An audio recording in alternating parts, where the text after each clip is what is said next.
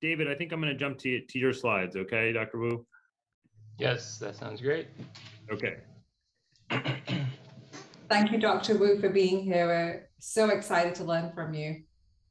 Thank you so much. I'll just do a quick, David, I just want to give a quick introduction. So Dr. Wu is an expert in palliative care medicine, the director of our Johns Hopkins Bayview Palliative Critical Care Program, and has partnered with our pulmonary critical care division in multiple endeavors to train physicians on how best to have palliative care discussions. And I think we're very grateful that he's here. So David, I'll direct the slides for you, okay? Great, thank you so much. Pleasure to be here, everyone. I'm going to talk about palliative care and COVID-19, a very targeted, concise, evidence-based best practice. Next slide, please. So my focus is going to be primary palliative care, with the idea that palliative care should be done for anyone with serious illness, both on a specialist level and especially on a primary level. And this is from a New England Journal article from 8 years ago, where they outline what primary palliative care entails. So for general practitioner, for example, being able to take care of basic management of symptoms, and then basic discussions about prognosis, goals of treatment, or what we call goals of care. Next slide. Outline for the talk will be a discussion about symptom management, communication. I'll highlight a few innovations that have been published in the area of COVID and palliative care, and then share a little bit about our experience at Hopkins Bayview that Dr. Chatterjee alluded to. So for symptom management, we'll start with a review of COVID symptoms that are seen in hospitalized patients. So this is a study from the Journal of Pain and Symptom Management from last year, and there were 101 patients that were hospitalized that were referred to the specialist palliative care service. Of these, 67 had breathlessness, 43 had agitation, and then those were the top 2 symptoms seen. I'm seeing a comment that the voice is echoing. I'm not sure that's anything on my end. Okay. Yeah, David, I don't have an echo over here, so you can continue, I think. Okay, great, thank you. And then drowsiness, delirium, and pain were seen in order of prevalence. Of the 58 of these patients, and most of these patients were end of life and ended up dying during the study period. Of the 58 patients who received infusions of either opioids or benzodiazepines, 40 of them were reported to have at least partial relief. 13 of those ended up dying before they could get data. So the general takeaway from this slide is one, the top 2 symptoms are dyspnea and agitation in hospitalized COVID patients referred to palliative care. And then 2 is that at relatively low doses, most of the study subjects who received infusions did get at least some relief. Next slide, please. There are a whole array of online tools and algorithms and flowcharts and resources, and I'll talk a little bit more and highlight a few of them later for your reference. But as far as dyspnea goes, I really like this one that is on the put out by this group at Stanford University here in the US, and is posted on the CAPC website, which is the Center to Advance Palliative Care. So at the top, refractory dyspnea. First, of course, let's manage the underlying causes of dyspnea. And then a key fork in the road is the answer to the question, is the patient hypoxic? If the answer is no, then there's really no strong evidence supporting use of oxygen for comfort if there's a normal oxygen saturation. And that's true generally with palliative care patients. And there was even a rapid review of COVID patients where they also showed that.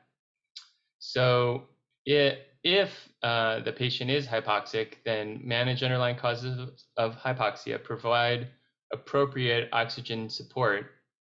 And if the patient is still dyspneic, then you move towards thinking first about non-pharmacologic measures, and those can include positional changes. So bringing the patient to an upright or sitting position, for example, can also include a holistic approach, and we'll talk a little bit more about that, but that may entail things like mindful breathing, guided imagery, and things in that direction. And then if the patient is comfort care or actively dying, so a clear end-of-life situation where the goals are comfort over all else, then there's in that right-hand box on the bottom, opioids, IV every 15 minutes is needed, and a titration regimen there, and then lorazepam as well as a sample medication regimen.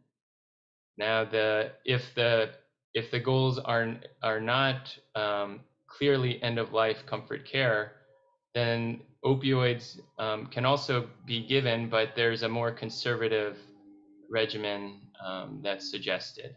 And so that's another reason I like this flow sheet, is it incorporates goals of care, communication, and the patient's what's ultimately important to the patient and how they see the situation. Next slide, please. So the next set of symptoms I want to discuss is anxiety and delirium. And starting with medications. So most expert opinion will advise using benzodiazepines such as lorazepam, sample starting dose, reasonable starting dose is printed there at 0.5 milligrams Q4 hours as needed for anxiety. If the situation is more a picture of agitated delirium and confusion, then we would lean more towards using an antipsychotic such as haloperidol. Now, all of that being said, we always want to remember the holistic approach and the importance of non-pharmacologic interventions such as music, talking, companionship, and aromatherapy and different modalities. Next slide, please. Now we get to pain, and this is a multi-center study, including some of our colleagues here at Johns Hopkins, that looked at 169 hospitalized patients with COVID-19. 38.5% of them had pain complaints, and headache was the most prevalent locale of pain, followed by spinal pain, chest pain, myalgias and abdominal pain, and joint pains. As you can see from this figure here, approximately 81% of patients received an NSAID or acetaminophen, and then back up. And then opioids were used in about 17%. So 10% of them had opioids at high dose and 8% at low dose. And then a minority of patients received adjuvants such as gabapentin, neuropathic agents, and ketamine. Next slide, please. Concept of total pain or suffering arose in the palliative care field by Dame Cicely Saunders, who's credited with starting the modern hospice movement. And the idea is, again, this holistic approach that pain is not just physical, but there can be other components such as anxiety, interpersonal, and near-death existential or spiritual concerns. And so part of a comprehensive, holistic palliative approach to a patient with COVID or not would include thinking about all these different domains. And I believe the case that we'll discuss after this does illustrate this quite well. Next slide, please. So we'll move on to communication. Goals of care conversation is essentially eliciting our patients' values, beliefs, and priorities, incorporating the current clinical situation, and then coming together to make shared decisions with the aim of care aligned with what's important to the patient. Next slide. There are a variety of approaches. You can go ahead and click. Not sure why only one thing is showing there. Okay, and one more click. So there are a variety of approaches. I'm highlighting a few. One is Vital Talk, which is here in the US and pretty widespread. And they use a variety of mnemonics and talking maps, such as that SPIKES protocol that's in the box on the bottom left. A group out of Harvard has put out the Serious Illness Conversation Guide, which is a checklist of different questions to consider to help guide a goals of care conversation. And then here at Hopkins Bayview, we have designed the 3-act model, which is represented by that hourglass on the right. And that's a narrative approach that's grounded in story and the idea of artful, attentive listening to our patient and aiming towards goal concordant care that way. Next slide. Of course, the goals of care communication has largely or often gone to a virtual remote realm. And there's some best practices that have been compiled, things to consider on the remote visit. And I've listed some there. It's worth thinking through some of the logistical things that we can do to optimize the remote visit as much as we can. Quiet, private space is important, and then a more nuanced point is to try to set the camera at eye level so that we are trying to simulate eye contact the best that we can. Next slide, please. And I'll highlight a couple innovations that have been published on. One is I alluded before to a variety of really comprehensive online toolkits that various organizations have posted and did so very, very rapidly and in very helpful fashion. Pallium India has put out a very comprehensive online resource kit, and there's a link there with resources from everything from communication to symptom management to workflow suggestions. The same goes for these other sites that are US based that I put there, CAPC and the group out of Harvard. Next slide, please. This is a study this is a paper addressing best practices put out by a group in Europe. And one thing I thought was helpful were patient-facing written information that they provided. And for example, this handout that includes prompts for the patient and or family about what treatment they may receive if they're hospitalized with COVID, about can I decide how I am treated, and prompting them to think about their goals of care and how they can communicate those with both their family and the medical staff. Next slide, please. And then this innovation that came out of New York City here in the US, where there was really high rates of COVID and overwhelmed hospitals in 2020, they did a rapid training of psychiatry fellows under the supervision of a psychiatry attending and palliative care attendings. And in the middle of this figure, there's the psychiatry coordinator.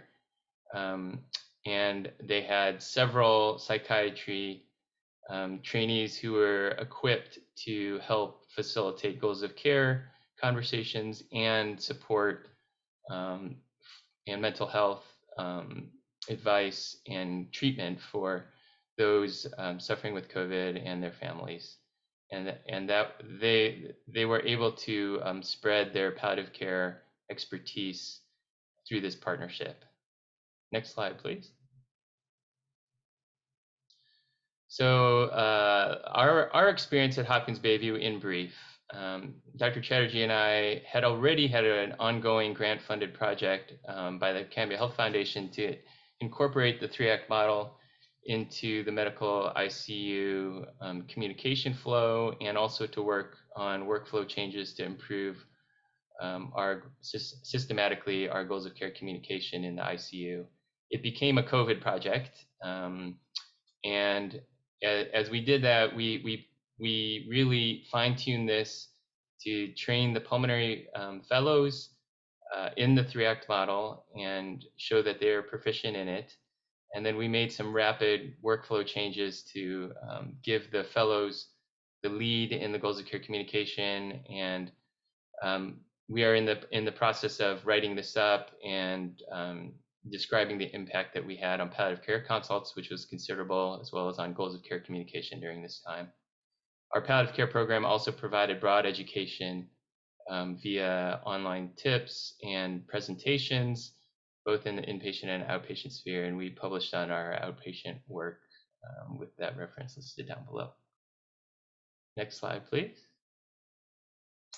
So that is my brief review of evidence-based best practice for palliative care in COVID, and I'll turn it back over to Sovik and appreciate this time.